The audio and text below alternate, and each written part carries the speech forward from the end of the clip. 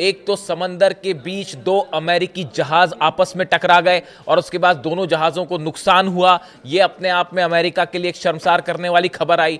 और दूसरी खबर, फारस की खाड़ी में और हॉर्मूज में किस तरह ईरान की दो बोट्स जो कि जंग के समय काम आती हैं, ईरान की आशुरा और हैदर 110, ये दो बोट्स ने अमेरिकन नेवी को जबरदस्त चैलेंज दे रखा है। और उसका नतीजा यह है, क्या परिणाम हो रहा है वो मैं आपको बताऊंगा।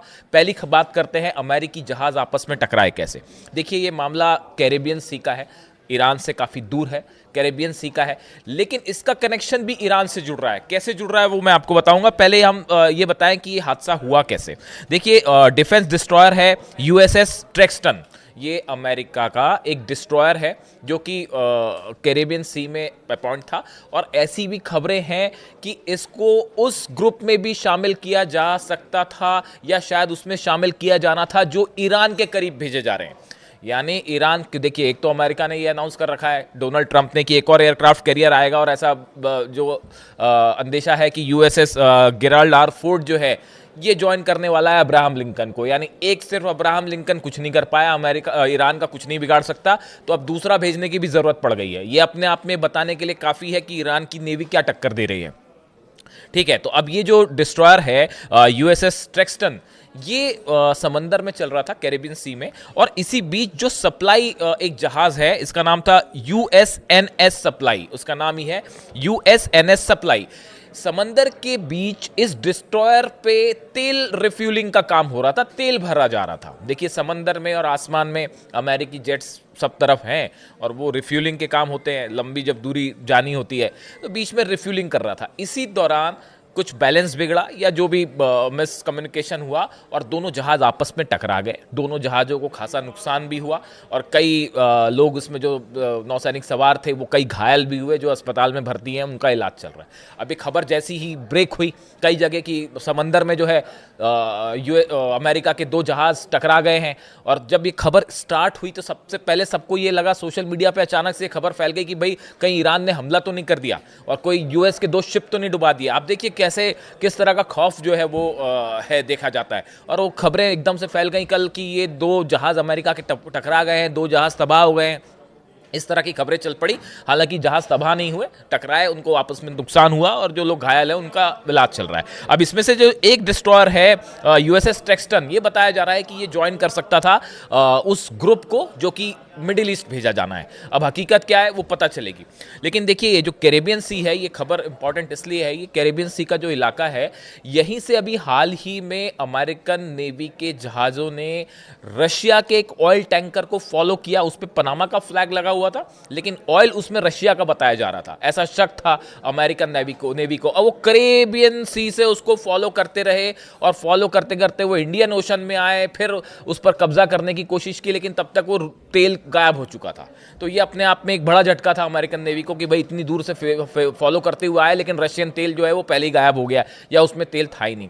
तो देखिए, कहने का मतलब ये है कि वेनेजुएला ऑपरेशन के दौरान भी अमेरिका ने कैरेबियन सी में अपने कई जहाज तैनात कर रखे थे और वो बड़ा आपाधापी मची हुई है, इसको फॉलो कर रहे हैं, उसको फॉलो कर रहे हैं। उस चक्कर में जो है अल्टीमेटली ये दो जहाज आपस में टकरा गए। ये बात हो गई कि अमेरिकी जो जहाज टकराए उसकी।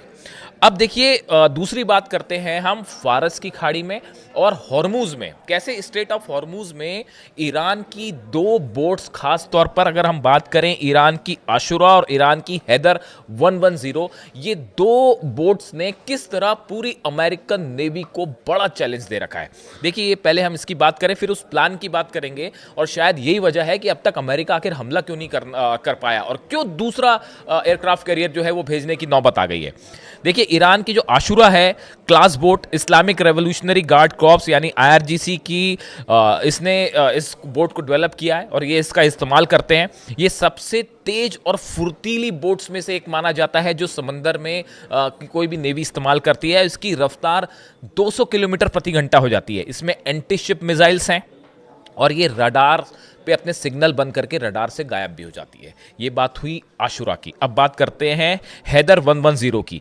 यह एक बेहद आधुनिक अति तेज मिसाइल बोट है जिसे IRGC ने तैयार किया है, और यह भी 200 किलोमीटर प्रति घंटा यानी कम से कम 110 नॉट्स की स्पीड से जो है वो समंदर में चल सकती है, और दुनिया की सबसे फास्ट लड़ाकू बोट्स में से एक मानी जाती है। और इन सब में जो है इस पे भी जो एंटी शिप मिसाइल्स तैनात हैं, और अब ये भी कहा जा रहा है कि ये जो एंटी शिप मिसाइल्स हैं ये कई सारी मिसाइल्स चाइना ने भी प्रोवाइड की है।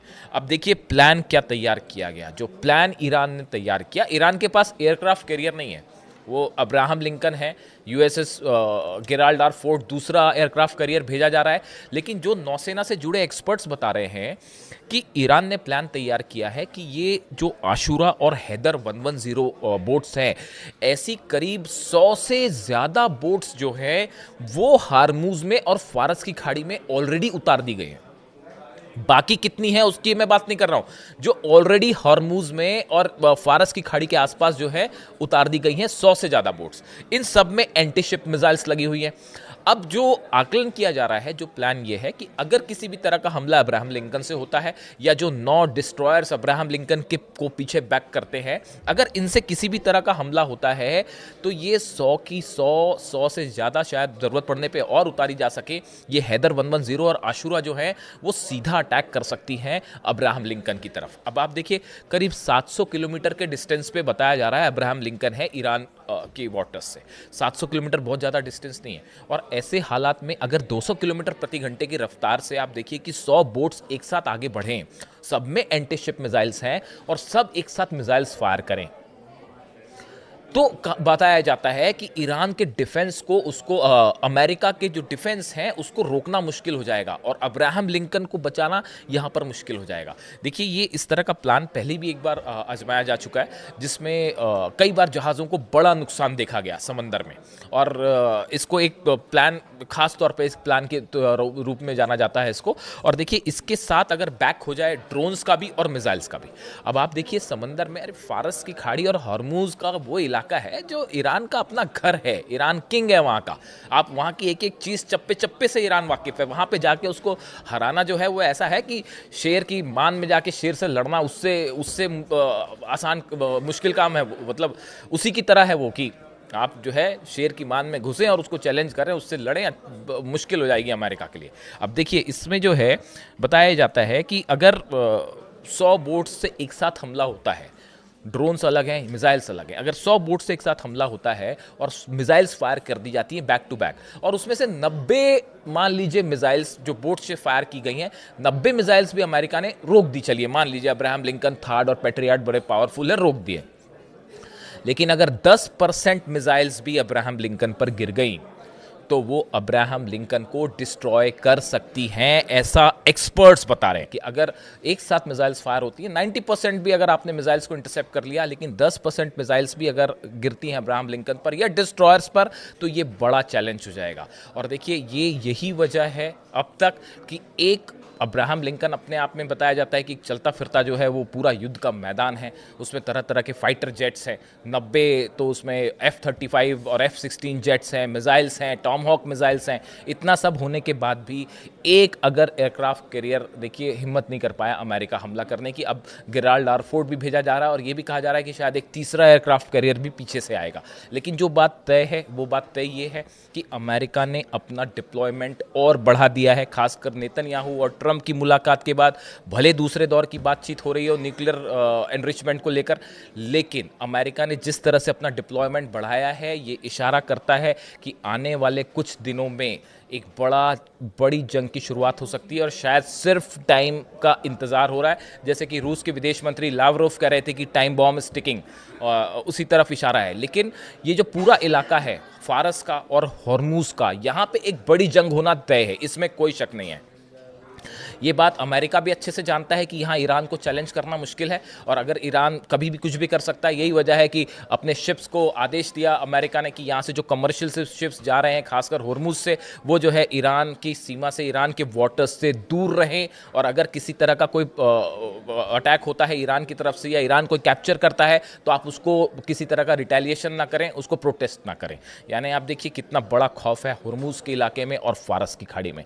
इस हॉर्मुज़ और फारस से जुड़े जो भी अपडेट है मैं आप तक पहुंचाऊंगा, लेकिन फ़िलहाल हालात ऐसे हैं, जो पिछला हमला हुआ, जो ब्लास्ट हुए हैं ईरान की सेना के काफ़िले पर जो हमला हुआ है, बताया जा रहा है कि इसका जवाब देने की बड़ी तैयारी हो रही है ईरान में। और एक बार फिर मैं रिपीट कर रहा हूं कि जल्दी ही कोई बड़ा रिएक्शन देखने को मिल सकता है इजराइल के ऊपर। हालात पर नज़र है, इससे जुड़ा जो भी अपडेट होगा मैं आप तक पहुंचाऊंगा। कमेंट करके बताइए वीडियो कैसा लगा। Thank you so much.